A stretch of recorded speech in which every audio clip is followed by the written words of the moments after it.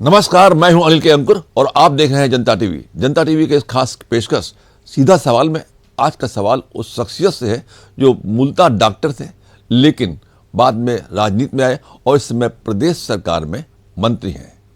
यानी कि मतलब उत्तर प्रदेश सरकार के जाने माने मंत्री जिनके पास जेल का भी काम है और होमगार्ड का भी काम है। वो दोनों ऐसे विभाग हैं जो कहीं ना कहीं पहले उपेक्षित रहते थे और उस हमेशा विवादों में भी रहते थे।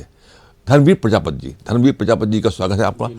और आपसे पहला मैं सवाल ही करूंगा, जब आप डॉक्टर थे तो आप राजनीति में क्यों आ गए? क्या लग नहीं रहा था कि डॉक्टरी से समाज सेवा पूरी हो पाएगी? देखिए, मैं हमारे गांव में एक वैद्य थे। मैंने उनके पास बैठना शुरू किया तो नाड़ी का मुझे बहुत ज्ञान था, आयुर्वेदिक का ज्ञान था। उसी वजह मैं मुझे डॉक्टर कहने लगे लोग, और उसमें मैं नाड़ी देख करके दवाएं लिखता भी था। धीरे धीरे संयोग ऐसा बन गया कि राजनीति में आ गए और राजनीति में आने के बाद यहाँ तक पहुँच गई। ये रही व्यवस्था, भाग्य की देन है, सभी ईश्वर की कृपा है। अभी आपने जब जेल मंत्री बनाए गए आप, तो आपने एक आदेश जारी किया था जिसमें कहा गया था कि जेलों में गायत्री मंत्र पढ़ा जाए और महामृत्युंजय का पाठ भी किया जाए। तो इससे क्या असर दिखाई दिया आप लोगों को? देखिए, शपथ हो गई थी, पदभार लेना था, नवरात्र आने वाले थे, 1 हफ्ते का समय था। हम सोच रहे थे नवरात्रों में हम पदभार लेंगे, तो मन में सोचा था कुछ शुभ काम हो जाए पहले। तो सोचते में ध्यान में आया कि बंदी बैरकों में रहते हैं, बाहर की दुनिया से दूर हैं, घर से माँ बाप से सबसे दूर हैं, और आपस में उनमें सिर्फ अपने केस की चर्चा के अलावा कुछ नहीं होता होगा। तब ये मन में आया कि गायत्री मंत्र, महामृत्युंजय मंत्र का उच्चारण का निर्देश दिया कि फालतू समय में कम से कम वो केस की चर्चा नहीं करेंगे, मंत्रों का जप करेंगे, मंत्र का उच्चारण करेंगे, जिससे कहीं न कहीं वो जो उनकी आपराधिक जिस केस में है वो चर्चा है, उस चर्चा से बचेंगे। और वो चर्चा से बचेंगे तो बाहर अगर जब जाएंगे न्यायालय के माध्यम से, तो हो सकता है कि वो दोबारा कोई गलती करने से बच जाएं। उद्देश्य ये था। अगर चर्चा हमेशा रही उनके दिमाग में और वो चर्चा दिमाग में घर कर गई और वो बाहर गए न्यायालय के माध्यम से, और अगर कहीं वो चर्चा का अंकुर पैदा हुआ तो हो सकता है दोबारा गलती कर दें। उद्देश्य ये था। आपने जैसे कि जब जेल में आए तमाम सारे लोग ऐसे थे, जैसा भी आपने बताया कि युवा लोग थे। एक बात खास तौर पे आपने अभी हाल में आपस में चर्चा के दौरान बताई कि उत्तर प्रदेश की जेलों में 80% युवा हैं, 80% जो बंदी हैं वो युवा हैं, कैदी युवा हैं। तो उन युवाओं के जीवन को सुधारने के लिए आपने कौन सा ऐसा कदम उठाया कि उनका जीवन बदल जाए? लेकिन निश्चित रूप से जब हम जेलों में गए और कैदियों की संख्या जब हमने देखी, तो जब डिटेल मांगी कि जो नौजवान जब ज़्यादा दिखे तो 80% नौजवान 40 साल से नीचे का निकला। मन में बड़ा कष्ट हुआ कि नौजवान हमारा भविष्य होता है, देश का भविष्य होता है, प्रदेश का भविष्य होता है, और देश प्रदेश का भविष्य न बन पाएगा, अपने घर का भविष्य तो होता ही है। और जिस घर का भविष्य जेल में हो वो परिवार बड़ी अपमानजनक ज़िंदगी जीता है बाहर। तो स्वयं उनके साथ संवाद शुरू किया और साथ साथ में पूरे उत्तर प्रदेश की जेलों को माननीय मुख्यमंत्री जी के निर्देश के अनुसार एमी कौशल विकास से जोड़ा सभी को। अभी आपने एग्जाम भी कराए थे जेलों में? हाँ, हुए हैं। पिछले साल भी हुए और 22 में भी हुए, 23 में भी हुए। रिजल्ट क्या रहा? अभी 90%, हाई स्कूल इंटर का 90%। अब मैं एक आंकड़ा आपको दूं कि हाई स्कूल में 89 हमारे बंदियों ने परीक्षा दी और 79 उसमें परीक्षा उत्तीर्ण की, और इंटर की परीक्षा में 67 बंदियों ने परीक्षा दी और 54 विद्यार्थियों ने इंटर की परीक्षा पास की। पूरे प्रदेश की जेलों में कितने बंदी हैं टोटल? अब 1,05,000 के आसपास हैं। जब हम पदभार मिला था तो 1,20,000 से कुछ। अच्छा, तो ये 9,000 लगभग कम हो गया। 6,000 बंदियों तो हम नीतियों के आधार पर 6,000 से ज़्यादा बंदी हम लोग छोड़ चुके हैं अब तक, और 700 से ज़्यादा बंदी आपको मैं जानकारी दूं, आपके माध्यम से सभी देश प्रदेशवासियों को जानकारी दूं कि 700 से ज़्यादा बंदी हमने ऐसे बंदी छोड़े हैं जिनकी सज़ा पूरी हो गई थी, खाली जुर्माने में सज़ा। गरीबी के कारण और परिजन कोई मिलने नहीं आते, कारण ज़्यादातर गरीबी। हमने जब देखा है तो बड़ी संख्या में गरीब परिवार के बंदी हैं, और महिलाओं के साथ बच्चे भी हैं। जो कौशल विकास से जोड़ा है तो सभी पूरे उत्तर प्रदेश की जेलों को हमने जोड़ा है कौशल विकास सेमी से इसलिए जोड़ा है कि वो काम सीखेंगे, उनको ट्रेनिंग कराई जाएगी, और जब न्यायालय से माध्यम से जब बाहर जाएंगे तो स्वरोजगार से जुड़ जाएंगे, बेरोजगार नहीं रहेंगे। ये घटना बताते हैं हम आपको। एक मथुरा की जेल में बंदी आया और गरीब परिवार के साथ, उसने आते ही अधीक्षक से कहा कि मुझे कहीं काम दे दीजिए, जो मेरा परिवार बाहर मेरा केस नहीं लड़ पाएगा और मैं अपने आप को फर्जी मानता हूँ। और उसने वहाँ लूम लगी है, काम लूम में पहुँचा दिया और उसने बहुत जल्दी काम सीख लिया और बंदियों को भी सिखाने लगा। और वहीं से उसने उस पैसा कमा करके तारीख की, 1 लाख रुपया करीब उसने कमाया वहाँ, और 40,000 उसकी तारीखों में खर्चा हुए और वो बरी हो गया। 60,000 जो बचे, और जब वो बाहर गया तो 60,000 रुपये उसे दिए, तो उसने बाहर जाकर के ई-रिक्शा खरीद लिया और ई-रिक्शा से अपना परिवार चलाने लगा। ये मतलब ये आपका एक आधार था जिसको लेकर आप एक मुजफ्फरनगर की जेल में कैदी अभी बाहर निकला है, काम सीख करके अपनी शॉप खोलने जा रहा है। बाहर से हमारे अधीक्षक ने और हमने वहाँ के जिलाधिकारी से बात की है, तो वो उसकी लोन की व्यवस्था करा रहा है।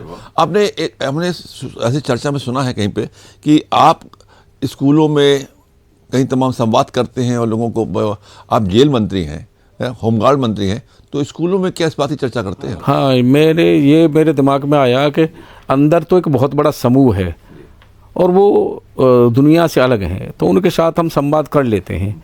लेकिन बाहर बड़ी संख्या में नौजवान जेल में 40% 80% है 40 साल से नीचे का युवा, तो बाहर अंदर तो समूह है, उसके साथ हम संवाद कर लेते हैं। लेकिन बाहर से नौजवान किशोर गलती करने से बचें, इसके लिए हमने कॉलेजों में संवाद शुरू किया और कॉलेजों में, ताकि वो जेल न जाए, कोई गलती न करें, जिससे, और 3 विषय लेकर के हम संवाद करते हैं। पर्यावरण का संरक्षण संवर्धन, दूसरा जल का संरक्षण संवर्धन, क्योंकि आने वाली पीढ़ी के लिए हमारी दोनों ही महत्वपूर्ण हैं, और तीसरा हम करते हैं कि आपके माँ बाप पढ़ाने में अपनी सारी इच्छाओं को ख़त्म करते हैं, अपने खर्चे में कटौती करते हैं, आपकी फीस की व्यवस्था करते हैं, आपकी रहने की व्यवस्था करते हैं, आपकी किताब कॉपी की व्यवस्था करते हैं, सब अपनी इच्छाओं को और अपने खर्चे में कटौती करके करते हैं। ऐसे माँ बापों के लिए ध्यान में रख करके हमें अपने उस परिवार को ध्यान में रखते हुए, और हमें अपना लक्ष्य बना करके कामयाब होना है, अपना भविष्य बनाना है और माँ बाप का नाम रोशन करना है। कोई गलती ऐसी नहीं करनी है जैसे 80% नौजवान लड़का जेल में है। एक ही और भी आपने बताया कि आप उनको मतलब कौशल विकास करा रहे हैं। पिछले दिनों 15 अगस्त के दौरान तो झंडा बहुत चर्चा में रहा, जेल से बना हुआ झंडे तमाम बिके, रक्षाबंधन में राखियाँ जेल की बनी। ये मैं चर्चा आपको कर दूं कि राखी भी बनाई हमारे कैदियों ने, होली पे गुलाल भी बनाया हमारे कैदियों ने, और हर्बल गुलाल बनाया। और मथुरा की जेल में बंदी हमारे भगवान कृष्ण की पोशाक बनाते हैं। एक जानकारी और मैं दूंगा आपके माध्यम से कि द्वापर युग में भगवान कृष्ण का जेल में जन्म हुआ, और उस समय देवकी और वसुदेव जी पे जो भी कपड़े होंगे उन्होंने वो पहनाए होंगे। लेकिन हमारे बंदियों ने इच्छा जाहिर की कि जन्माष्टमी पे ठाकुर जी हमारी बनाई हुई अगर पोशाक पहन लें तो हम उनके लिए पोशाक तैयार कर दें। जानकारी हम तक आई, हमने वहाँ के प्रमुख महंतों से बात की, हमारे अधीक्षक ने बात की, उन्होंने इजाज़त दे दी। तो 8 बंदियों ने 1 हफ्ते में भगवान ठाकुर जी की पोशाक तैयार कर दी, और वो द्वापर युग के बाद पहली बार ऐसा हुआ है कैदियों की बनी हुई पोशाक ठाकुर जी ने जन्माष्टमी के दिन मथुरा में वृंदावन में पहनी। तो कैदियों को पूरा प्रशिक्षित करके कोशिश है कि वो जब बाहर जाएं तो बेरोजगार न रहें। अच्छा, जब आप जेल विभाग आपको दिया गया इस सरकार में, पहली सरकार में आपको दूसरा डिपार्टमेंट था, मतलब योगी 1 में, योगी 2 में आपको जेल जैसा महत्वपूर्ण पद दिया गया, तो यहाँ पर तो हमेशा विवाद, जेल के अधिकारी तमाम विवादों में घिरे रहते थे, तरह तरह के विवादों में घिरे रहते थे। ये उनकी राजनीति, जो आपस की राजनीति थी, उसको कैसे ख़त्म किया आप? देखिए, हमारा जब वो विभाग मिले थे तो हम धन्यवाद करने गए थे माननीय मुख्यमंत्री जी का, और उन्होंने 2 बातें हमसे कही कि हमने बड़े विभाग आपको दिए हैं, और आपका जो कार्यशैली है, आपकी जो कार्यशैली और आपका जो स्वभाव है वो बरकरार रहें और विभाग चलें। जिस भरोसे के साथ माननीय मुख्यमंत्री ने हमें विभाग दिए, जो भरोसा हम पर जताया, हमारी कोशिश यही रही कि उसको हम कायम रखें और आगे बढ़ाएं। हमारे मन में जब जेलों में जाकर के देखा तो हमने खाने में बहुत बड़ा बदलाव खाने में किया। हमने जेलों में साफ़ सफाई पर विशेष ध्यान दिया, बंदियों के बैरकों में बदबू ना हो, क्योंकि वो इंसान है। कोई भी घटना घटित हुई है, तमाम कैदी, ऐसा नहीं है कि वह पेशेवर अपराधी हैं, सभी अनायास घटित घटना में कैदी हैं, तो वो भी एक इंसान है। घटना घट गई है, कोई कैदी बन गए तो है तो इंसान।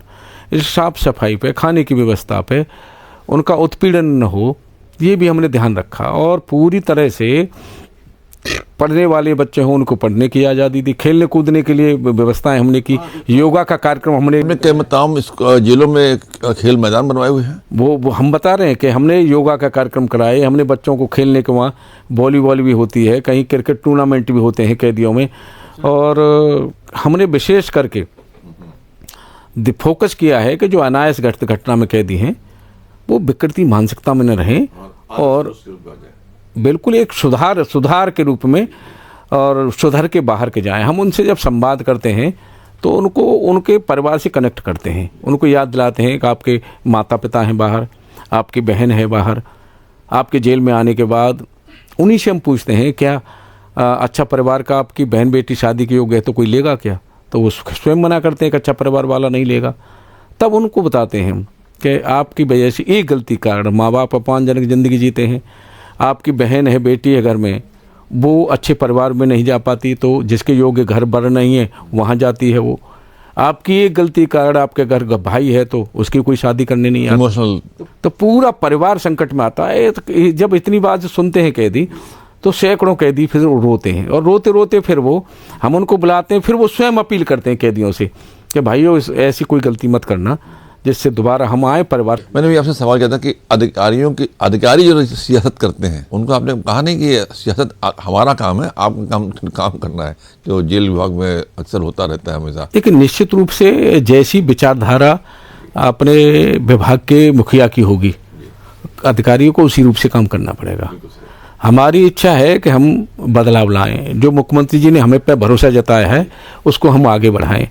हमने जेलों में हर त्योहार पे छूट दी, और इसलिए दी कि जब त्योहार आता है तो निश्चित रूप से कैदियों को अपने परिजन याद आते हैं, उस समय वो विकृति में रहते होंगे, इसलिए उनके परिजन आए। रक्षाबंधन पे पिछले साल हमने छूट दी तो 70,448 बहनें बच्चे आई, राखी बांधी।